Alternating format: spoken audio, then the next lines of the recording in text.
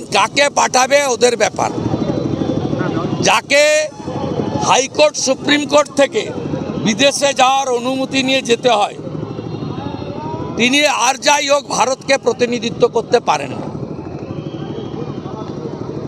মমতা বন্দ্যোপাধ্যায় ঠিক করেন, মোদিজি তার সরকার, তার সংসদীয় ব্যবস্থা, সেটা কখনোই সব দলকে নিয়ে তারা চলেন।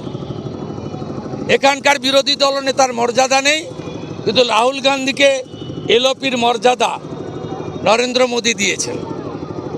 কংগ্রেসের যখন নাম্বার ছিল না, তখনও অজিত চৌধুরীকে তিনি এলওপির মর্যাদা দিয়েছেন। এটা হচ্ছে নরেন্দ্র মোদী। ডেমোক্রেসিতে তিনি সিস্টেম মেনটেন করেন, যেটা বাংলায় হয় না।